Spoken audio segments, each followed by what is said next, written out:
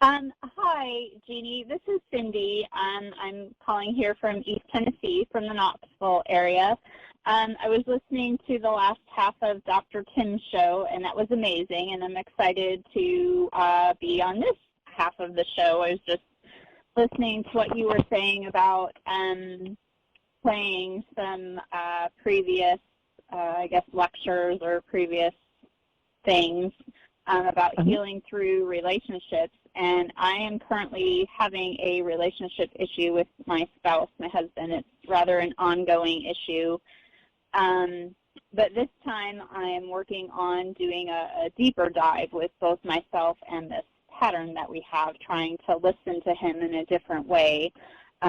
So basically I'm hearing from him that he's feeling, you could say, disrespected by me, or like I'm not listening and doing what he is telling me to do. And from my point of view, I feel like he is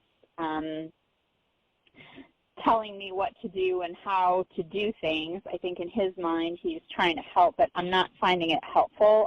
For example, what's happening right now is I'm a social worker, and I am getting ready to sit to take my licensing exam here in a couple of weeks coming up. And I think my husband's trying to be helpful, but he is asking me, did you take the practice test? And I took a practice test. It was 170 questions, and I am in the process of reviewing all of those questions to see which ones I got right, which ones I got wrong, why I got them wrong, and the explanation. So I'm going through all of that, and the other day he got really upset with me because I wasn't taking practice tests, and I was trying to explain to him what I was doing, that this is what I needed to do for myself to comprehend the information and understand it, and then I will go back in the areas that I'm weak and study those.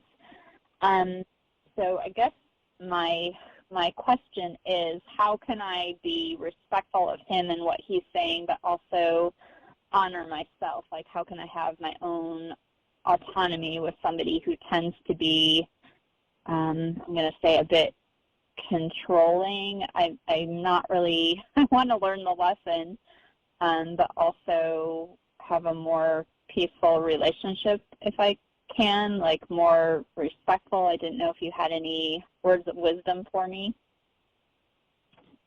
Michael has joined us. Michael, do you have any comments to give to her? Oh, yes.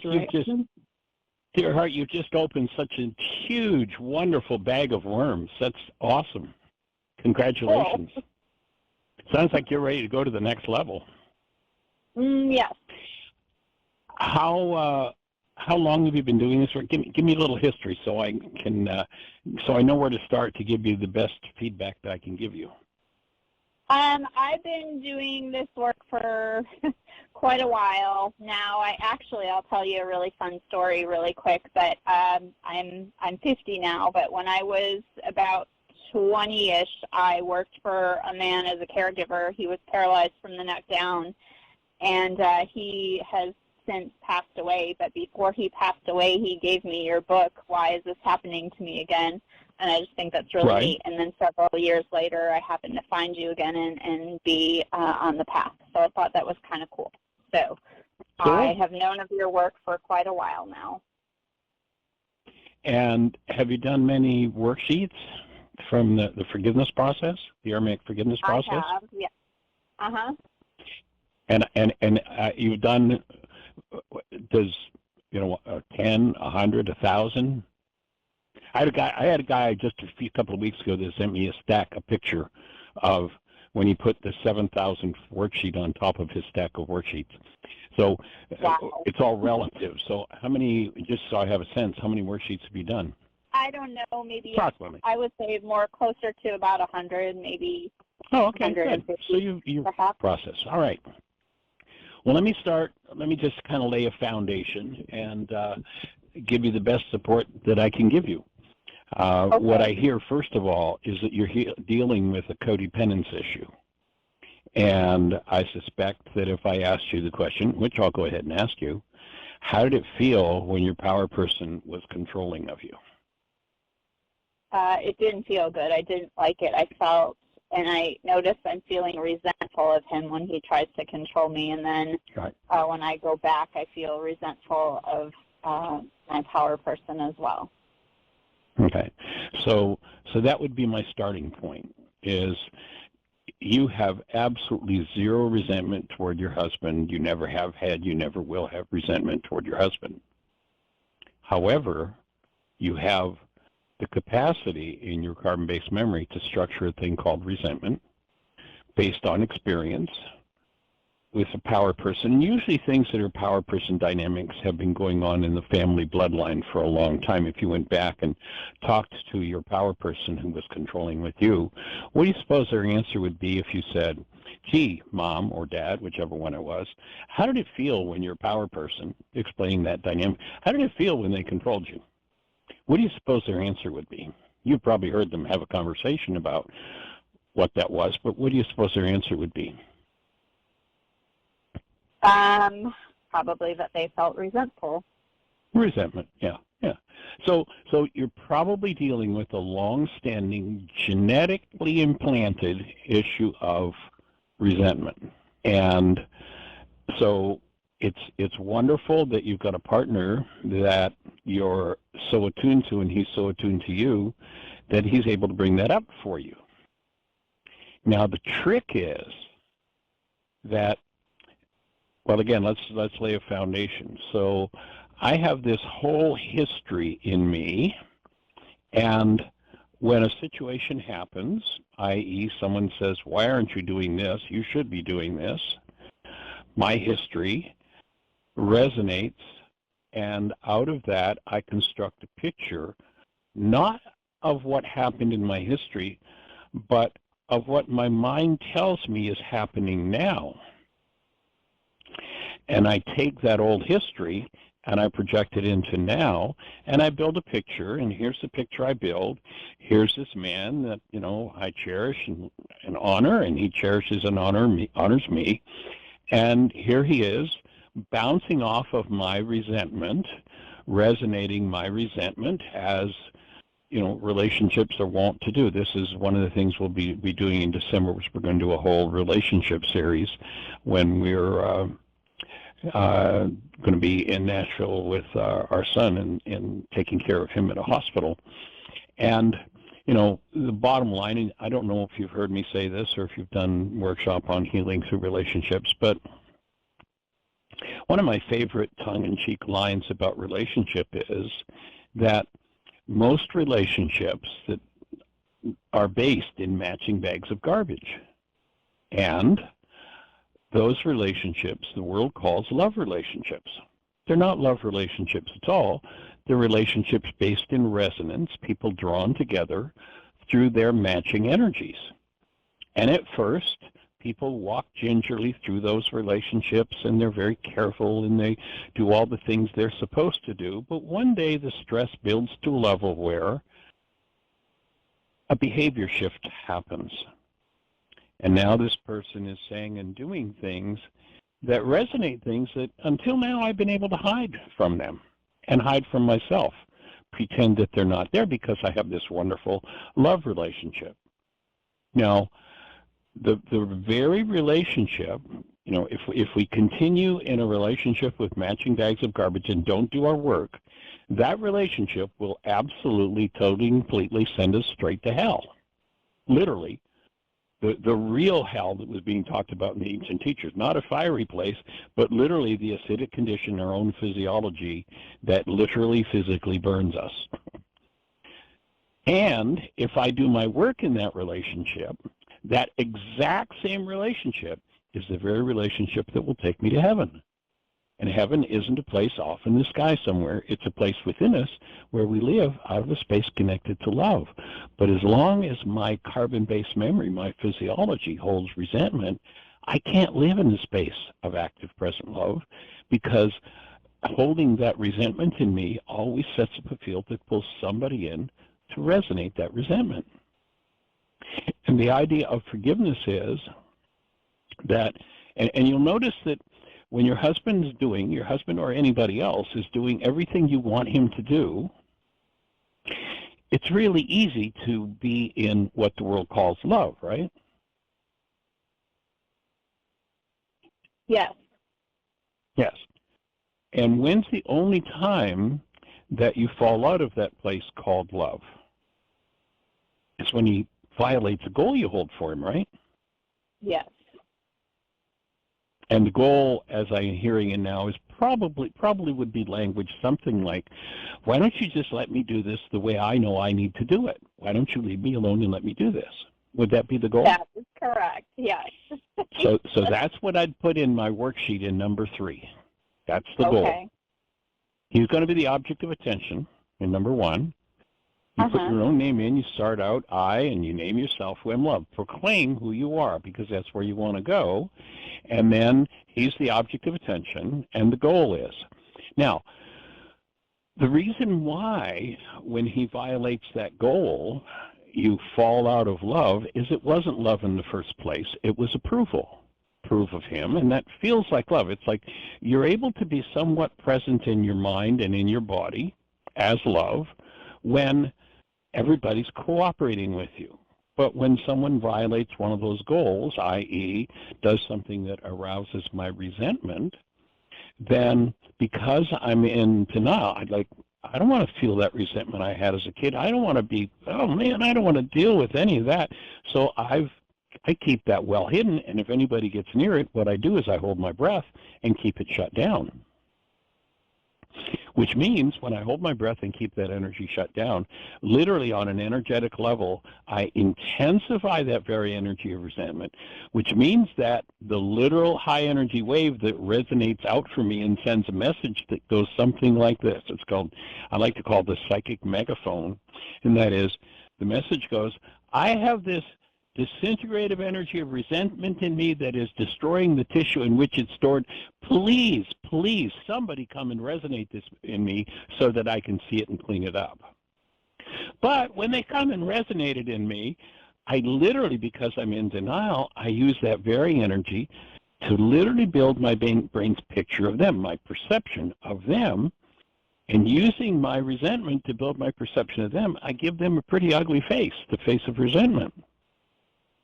What forgiveness does, and you'll notice the core of the forgiveness process is based in canceling goals. In the Aramaic language, the word forgive is shabag. It doesn't mean to forgive at all. That's a misnomer. The word actually shabag means to cancel. So what do I cancel? Do I cancel this person? No, that would be murder. Do I cancel myself? No, that would be suicide. But in every situation, the thing that drives my pained perception, I can always cancel, and that is the goal. And so what forgiveness will look like in that situation, you're not forgiving him, you're not forgiving yourself. What you're doing is you're canceling the goal that drives your pain perception based in resentment. And when you cancel that goal, because that's the driver, that pain perception collapses in on itself. You know, there's some interesting Harvard research that says that in a time frame where literally they can measure 10,000 units of electrical activity happening in the brain, 10,000 brain cells firing, the max amount of data that goes into conscious awareness is 9 bits. Little tiny, tiny, tiny framework. And obviously, if there are 10,000 measurable units of electrical activity happening, and I'm only seeing 9 bits, something must control that process. What shuts out 9,991 bits and shows me only these 9 bits? It's my goal. So what happens when I cancel my goal is that pained construct called perception collapses in on itself. This is a piece of information that up until about 15 years ago, and I've been teaching the first century Aramaic forgiveness process for going on about 45 years now. Up until about 15 years ago, I didn't know how this worked. I knew it worked, but I didn't know how it worked. Now I can explain it. When I cancel my goal, because it's that goal that drives the perceptual construct of my mind, that perceptual construct, that 9-bit data piece, collapses. And when it collapses into its root, in on itself, i.e., the power person dynamic with whoever my power person was. And chances are there's more than one, and to some degree, quite likely, he's become your power person. And so when I cancel that and collapse it, for usually just for an instant at first, because the mind is so fast at shooting back, bang, bang, bang, bang, bang, bang, it's information. For just an instant, that's collapsed, and I'm alleviated of that pained perception. And they said to Yeshua, they said, well, they're kind of at this stage. If Yeshua were explaining the process, then Peter says to Yeshua, well, Yeshua, how many times do we have to forgive? How many times do we have to do these darn worksheets? Is 7 times enough? He's obviously been told you're probably going to do this more than once, and so he says, is 7 times enough? In Aramaic, Yeshua's answer is no, 77 times 70, which isn't a literal number. I'm sure that Peter wasn't saying they're going to see 7 sevens 49, carry the 4. No, it wasn't literal. Literally, he's saying you're going to do 0 is a number of completion, or 7 is a number of completion, 0 is infinity. You're going to do an infinite amount of work around this issue of resentment until you're finished with it. And each time you drop into, and one of the key processes, you'll notice a nice big letter right there beside canceling the goal is the word breathe. Because when you breathe, you literally open the veil, the barrier beneath which we keep hidden the power person dynamic that we don't want to deal with. And so as that happens, then you start to move into deeper and deeper contact, which is not Dr. Feelgood. That's why the step before you cancel the goal, you affirm that you're willing to go through the physical, mental, emotional symptoms of healing. On a physical level, as you do this, on a physical level, you're going to go back to maybe being 3 years old and feeling like you were just, maybe your power person was raging and you were being controlled by them. You're going to go back and feel what it felt like, the terror of being a child of 3, being controlled by this person who, weighs 25 times as much as you do. You're going to go back and perhaps even literally your brain is going to represent the words, the sensations, the terror, the trauma, whatever it is. The thing to get is that that's all stored information that you survived on the way in. You'll survive it on the way out. And you'll move through those layers until you get to the point, when you completed your 77 times 70 worksheets, whatever number that might be, 2 or 5 or 10 or 50 or 5,000 for you. I don't know how deep this issue goes, but if it is a generational pattern, this resentment with the power person dynamic, then you'll probably still be doing work around this a year or 2 or 3 or maybe 5 or more from now. But each time you'll weaken it, depending how deep it is genetically, how far it's gone back. If your power person is still alive and you ask them, and if your power person's power person, your grandparents still alive, if you went back, you'd probably get a sense of how deep this is. And so when you're the early adopter, it's quite likely that your power person never said, gee, let me get out a worksheet and do some forgiveness, a la first century Aramaic Yeshua. So you're the early adopter. You're the one who's going to say, okay, I'm going to take on this family dynamic and I'm going to clean it up for all of us. And that means you're taking on a pretty significant piece of work. And when you say you're going into social work, I clap my hands and applaud, because as you do this, you're going to be able to pass it on to a lot of people that you're going to work with in the future. So you're going to change a lot of lives besides your own. And I don't know whether you have children, but it'll change the lives of your children and their children and their children, and it'll change the life of your power person and their power person and their power person, who probably isn't alive anymore, but it will change their eternal lives. That's neat. So that would be my offering as to why it's worth doing it. Yes, absolutely. Thank you so much. I really, really appreciate it. I'm going to be doing those worksheets, and I'll let you know how it goes. Awesome. And there are at least 20 different radio shows. There are many nuances to that forgiveness worksheet process. Literally, the one that we currently publish today is, well, I probably shouldn't say literally because I haven't kept track of it, but it is probably quite literally close to version 4,599. I mean, as I was developing that worksheet, there would be times where I would make, as I was learning the process, as I was starting to understand these first century teachings, that I would literally edit that worksheet 3 and 4 and 5 times a day, and I mean making significant changes in it. And so you're seeing the end result of 45 years of work. My first worksheet I probably designed about 45 years ago. And so you're seeing, it's gone a long ways in, and you can, I don't know whether we have an app that you can use on your phone. If you go to your app store on your phone and just type in Heartland as one word, Heartland, Aramaic forgiveness, you can do the worksheets on the app, or you can download the latest worksheet and or do the latest worksheet right there live on the website, whyagain.org.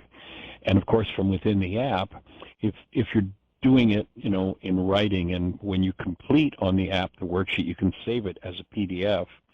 But anywhere within the process, like if you're on step 2 and you go, what the heck does this mean? There's a button Jeannie's put in it, and you can hit that button and you can ask the question, what the heck does this mean? I don't know what, whatever it is, explain the problem, hit send. Jeannie will get that email. The next radio show we'll do, she'll read the question, we'll answer it, we'll discuss it, and then send you back a link to that show so that you've got access to it. But the other thing you might want to do is there are at least 20 different shows where we've walked somebody step by step all the way through a worksheet. And so a lot of the nuances, the questions that come up, you'll get a broader picture and be more empowered to do the process as effectively as it can possibly be done. And remember, as you're going through the whole thing, to breathe. Yes. Say again? Yes, that's amazing. I like that you guys have the thing with the question and then it gets connected to the radio show. That's nice. That's helpful. Yeah, any page on this in the app, you can ask the question, and we'll get the answer back to you. So. Nice. And if you're available to ask your question live on the show, if you've got any other questions now, if there's any piece of this that, well, gee, what does that mean? Now that doesn't make sense. Well, how does that work? Then that's what we're here to do, to empower you and support you in every possible way to be as effective at using the tool as you can be. Okay. Thank you. I appreciate it. Absolutely honored and delighted. Any other questions or thoughts for you? No, that was very helpful. Thank you. Well, I'm delighted that the person who gave you the book gave it to you, and that you're here, that you're back again, and we'll look forward to hearing the resolution of some of that. Another suggestion that I would put into the equation is that it might be because. Let me talk about the opposite side of what's happening in your relationship, and that is probably that your husband has a power person dynamic that is being played out in this situation. So his will be when I say matching bags of garbage, his will be the match. The beauty of relationships based in matching bags of garbage is, yes, there is the component of being the component of love that exists in it, but it's also, we're going to be most drawn to the person who, when we exchange genetics with them, that is, we're physically intimate, that then they have access to our unconscious, we have access to theirs. And so chances are that he has the matching bag of garbage, whatever it is, like, and his might be, if I'm not in control, I'm going to get hurt, or danger, whatever might be his matching bag of garbage. And so that's what pushes him when you say, okay, honey, I got this handled. How about backing off? And he says, no, we need to talk, and I have no idea what the actual dynamic is, but that would be an example. And so it might be worth playing this show for him. It'll be available, shortly after we finish the show today. It comes up on the archives, and Jeannie will have it up as well on YouTube. It might be worth playing it so he has a sense of what's going on, and maybe enlist him. Geez, now that we're looking at this, and I want to own my part, and I want to clean it up as best I can, and the invitation can be there, although it's not a requirement that he own his part. And the first time that I did the workshop that I do on relationships, it was called Healing Your Relationships, because I thought that there were diseased relationships. And then after doing that, not too many times, I learned that, or I was shown that there's no such thing as a diseased relationship. Every relationship, especially the ones based in matching bags of garbage, are a perfect creation, because they will perfectly reflect to us, each of us, I to you and you to me, the parts of us that need healing. And so if you can enlist him in one of two different ways, or both ways. One would be, honey, I'm going to do a worksheet on you, where you're going to be the subject of it. I realize that this is my resentment, my power person dynamic, and I really want to clean it up. And I'm going to ask if you just be there, and as I walk through the process, I'll explain what I'm doing, and just hold the space, support me, hold the presence of love for me. And or if me doing this brings something up for you, then I'm willing to be the space that supports you in doing the same thing. And if he is interested, which there's no requirement for him to be, for you to do your healing work, but if he is, it makes the process a whole lot more fun if each of you are doing it. In fact, sometimes you'll kind of see an issue come up if you're both doing the work, and you'll sort of look at each other and go, oh God, here we go again. Our perceptions, the constructs of our minds, literally every construct of the human mind is a lie. And the basic component that makes it a lie is that in order for the mind to generate a construct, a perceptual construct, the content has to be there in what we call carbon-based memory, in the storage system. If there's content in the mind, obviously it's from the past. And if I'm using content from the past to build a construct that I think is the present, obviously I'm looking at the past thinking it's a present moment experience, and that's a lie. The ultimate objective of this work is to go beyond perception, go beyond carbon-based memory, or what in the ancient teachings was called the mind of man. Not being sexist there, the mind of woman, same thing, carbon-based memory, to go beyond that and experience out of that higher mind in us that was called the mind of Christ. And nothing religious about that idea. The simple fact is, if you hold a newborn child, you will recognize the presence of love that newborn is, and we're all born in exactly the same way. The world and the power person dynamics in our family systems tend to batter the presence of love out of us and lock us into a false self based in that power person dynamic. And so as one frees oneself from that past, that false self, then literally, physiologically, the mind of the active presence of love becomes the controlling energy of the cells of our body. Health improves, aliveness improves, joy improves, relationships get better. I mean, the whole game changes. And so, I invite you to consider if it feels safe enough, and I don't know, what kind of dynamic goes on between you two, but if it feels safe enough, play it for him and say, hey, you want to play? See what happens. And of course, we're 100% here to support him too if he has questions. And, wait a minute, what are you telling my wife? That's stupid. I'd be happy to have a conversation with him on the show and see where it goes.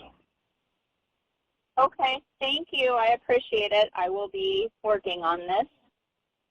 Awesome. Anywhere we can support you, let us know. Okay, thank you. I appreciate it. Absolutely delighted. Thank you for calling in. It's great to have the opportunity to have this conversation, because if there are new folks listening, it just opens a whole space. So much appreciation for your call.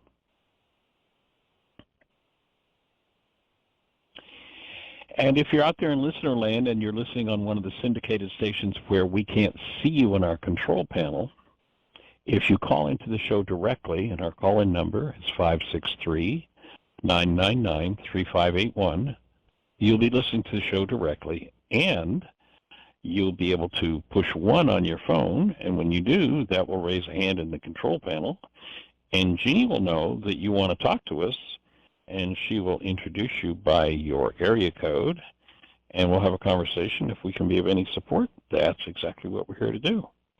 And of course, we've got, I'm not even sure what the number is now, but well over 5,000 hours of conversations just like this one, coming from 1,000 different directions, heading into the answers and the tools that come from, I'm not even sure now how many workshops we've got, 20 or so, with 30 some identified tools. I haven't even gone back and sat down and counted them up, but well over 30 different tools for how to enter into deeper levels of your own mind, of your own physiology, pull out disease, disintegrative energies, and restore yourself to who you are as a human being, and to be able to see the people around you truly, see past your own perceptual constructs and see the people around you as who they really are. And who they really are, always and forever, and it never has changed, although our perception of them may change, and their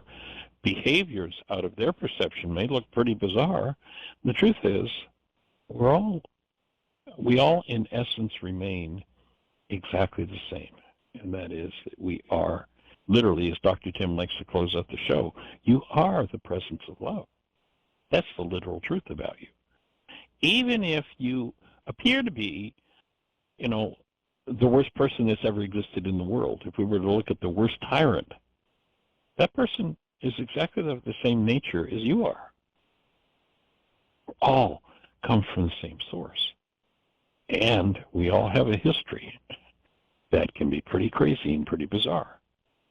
Now, people say, that history is something that's set up by this creature out there with a red suited tail and a pitchfork called the devil, and the devil made me do it, and I have to be careful of that devil out there because Satan might get me. And that's all a pure, fantastical, baloney piece of information that has been created by those who refuse to go inside, clean up their own minds, and restore themselves to who they are as the presence of love. Satan, in Aramaic, has nothing to do with the dude with the red suited tail and a pitchfork. It's got nothing to do with some sort of a persona, a person that's out to get you. In the Aramaic language, the word Satan, as it was originally used by the man named Yeshua in his first century Aramaic language, Yeshua, a.k.a. Jesus, that word Satan means the resistor, one who misleads. And you'll notice, and I acknowledge you in this conversation we just had, how willing you were to go, yeah, that's my power person. Yep, I'm going for it. Nice work.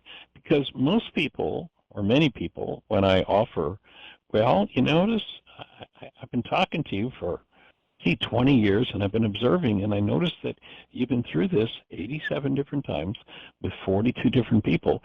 Has it ever occurred to you that maybe you're responsible? And most people go, no, no, no, no.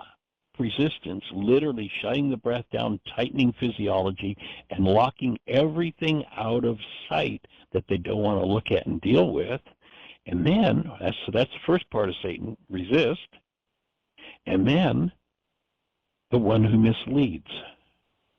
And then this person now will give me the whole mislead. They've got a whole story about how everything in their life is somebody else's fault. Because by approximately the age of 4 in our particular culture, every one of us has been brainwashed into being very devout, even the atheists, very religious people, committed, card-carrying members of the one world universal religion of blame. And it's like the membership card to that church is like it's super glued to our foreheads. It's tough to give it up. And that's always been the way it is. And Yeshua has the most precise set of tools that I know of. And I've spent better than half a century searching. I mean, you know that song, I've Been Everywhere, Man? Well, I've been on 5 different continents looking.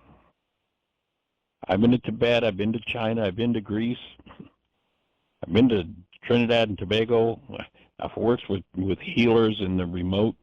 I mean, I remember when I went to Trinidad, the fellow who sponsored me said, we have this native healer. Would you like to go and see him? I said, well, sure, yeah, let's go. And he gets me in a Jeep, and we drive. I mean, I was speaking in the city, but we drove out into the countryside, like way, way, way out into the countryside. And he takes me to this guy who's got literally a little hut. I don't really remember now whether it was grass or not, but it might as well have been. It probably was. I'm not 100% sure. But this little hut with a dirt floor. And, you know, I used to teach at a chiropractic college, and this native healer in Trinidad, he looked like he was in his 90s. And he didn't have a chiropractic table, but he racked and cracked my body as well as any chiropractor I've ever worked with over the last 50 years. And so I've looked everywhere. And I've never found anybody that comes close to understanding the dilemma of the non-human being. That is the human that has lost their awareness of themselves as the active presence of love. I've never met anybody who knew how to restore them. And this man, Yeshua, has a set of tools, and spent well over 4 decades now refining, learning, doing my own process, understanding those tools, and doing my best to pass them on to others. So that's what we're here for. And so if you're out there in listener land, again, our call-in number, 563-999-3581. If you call that number, you're listening to the show directly. And then if you push 1, we'll have a conversation. So, Ms. Jeannie, do we have anybody out there in the phone queue with a hand up or anything happening in the chat room? No, it is all quiet out here.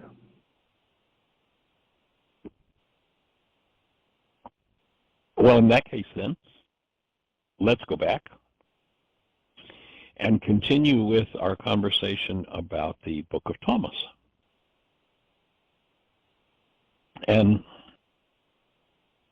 we were up, I believe, to number 63 or 64, but I actually went back and was doing a little more research, and there's a little bit more information that I'd like to give on number 61. So if you're new to the show, the Book of Thomas is one of the texts that was not canonized at the Council of Nicaea and therefore does not appear in the Bible, but it's as profound, as powerful a rendition of the teachings of Yeshua as you'll find in anything that's been canonized. And it purports to be the secret teachings of Yeshua. And it's made up of a number of just simple sayings rather than a story about. It's just, here are the core principles. So saying 61 says, Yeshua says, 2 shall rest upon a bed. 1 shall die, and the other live. And you look at that and you know,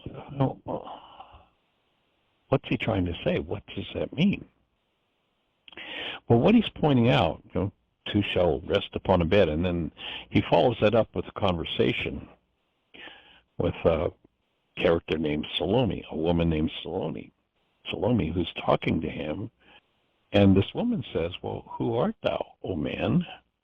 And whose son? Like, who do you belong to? You've mounted my bed. Now, I'm not sure what all that's implying, but, maybe just laid down to rest, or maybe there was something else involved. It's really pretty irrelevant. Thou hast mounted my bed and eaten from my table. Yeshua said to her, I am he who is from that which is equal. And one of the pieces that had me go back and repeat this is there's another translation where they render that word equal, and it makes a lot more sense, undivided rather than equal. So he says, I am he who is from that which is undivided. Remember the the one creator concept, rather than cutting the creator up into pieces? To me was given the things of my Father. And what he's saying here is, I come from a one source, and those things which belong to that source belong to me as well. Those things were given to me. And Salome said, well, I'm your disciple. I'm here, teach me. And Yeshua says, therefore I say, when we are undivided, we will be filled with light. But when divided, we are filled with darkness. So again, two will rest upon a bed, one shall die, the other live, and then talk about eating and whatever else happened. So in essence, what he's saying is, he's saying, I'm doing the same thing. I'm the same as you. I eat, I sleep. If they were mounted on the bed, maybe they were doing something else. I don't know. It's implied. But whatever it is, I'm doing the same as you. But I've done something different than most people. I've remembered to uncover the truth of my being. In other words, rather than being separated from that power from which I came, rather than losing the nature of that power, which is love, and buying into a false self based in hostility or fear, I've remained undivided, and I live from that.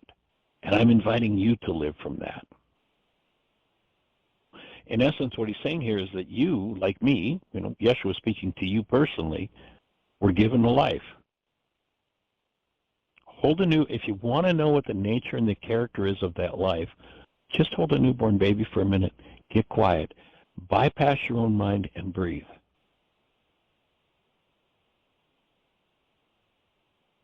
Tap into that newborn energy, and what you will find there is that the character and the nature of our created essence is that of love. So you, just like Yeshua, he's no different than anybody else, were given a life. For those that want to make him different, listen to his words. The things I do, you can do, and greater things than these. Because I go back to my undivided state, because I go back to that connected state. The ways the other scriptures say it is, I go to the Father. He's saying, I reconnect. He's talking about your connection.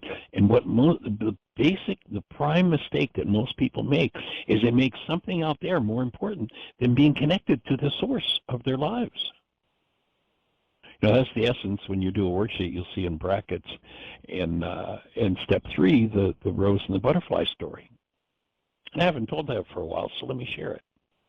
Imagine we have a rose and a butterfly, and we give them each an ego. They can talk to us. And the rose and the butterfly meet, and they fall in love. They have this wonderful time together. And one day, the butterfly up and flies away. The rose, knowing that the butterfly is its love and its life, uproots itself to give chase. What's going to happen to the rose? The rose is going to die. Why is the rose going to die? It has made something more important than being connected to its source. When you or I think that, well, I think the way I'll get what I want here is using a little rage. I think maybe a little vengeance will work. maybe a little blame. Maybe I'll get out my membership card to the One World Universal Religion of Blame. To do that, you've got to give up your human life. Now you're divided. That's what he's talking about here. If you're divided. So when the rose divided itself from its source, it died. It was chasing something outside of itself and gave up its very life. And people who are suffering with your source. And to recognize that as the active presence of love, in that is the power of your healing. When you become undivided again, when you become equal, when you become connected to love again, really, truly, and you have to breathe. That happens through and with the breath. When you become connected to your source, then you become a healing force for that which is stored in your own physiology and that which is around you that is in need of healing. There's a second story that I tell when I do the Why Is This Happening to Me Again workshop. And a second story, I mean second to the story of the rose and the butterfly.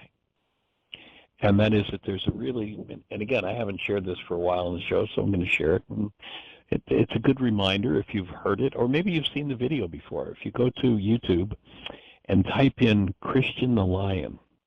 Now, Christian is just the name of an animal. It's got nothing to do with Christianity. But the story behind it is that there were these two young men in London, England, who were friends, and they were at Harrods department store. Now, I assume this is something that doesn't happen anymore at Harrods, but this goes back quite a few years. And Harrods department store had a cub lion for sale, and these two guys bought it and started to raise it. And as it grew, it's getting pretty big. They lived near a church, an abbey, I guess, and the pastor of the abbey said, "You can use my grounds to bring your lion and play and all of that." So these guys would bring their lion, and they were raising it until it just got so big they, of course, couldn't keep it any longer. I mean, how do you control a lion that's developing into a full-grown cat? So they did some research. They contacted a preserve or a reserve, I guess would be the word, in Africa that would take stray animals. And they arranged to have this lion delivered to this preserve. And I don't remember exactly. They talk about it in the video, if I remember correctly. But you can watch. I mean, literally watch the video. It's powerful, very powerful. So they deliver the lion to this preserve, and I don't remember what time frame it is—a year, 2, 3, I don't know, whatever time frame it is later. They decide they want to go visit their lion, so they contact the people of the preserve, and apparently the people at the preserve are like, "No, you don't understand. You don't go out and visit a wild lion. This creature is now a wild animal. We have a collar on it, so we track it. We know where it is. But if you went out there, it would kill you." And these two guys are like, "Yeah, well, that's okay. We want to go visit our lion." So the people who run the preserve, well, okay.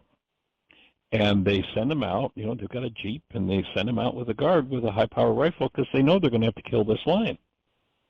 They know precise or exactly where it is, so they, drive to the spot, and these two guys are out there. There's some hills, and they're shouting the lion's name, and all of a sudden the camera, I mean, this is an actual video. You can watch it all unfold.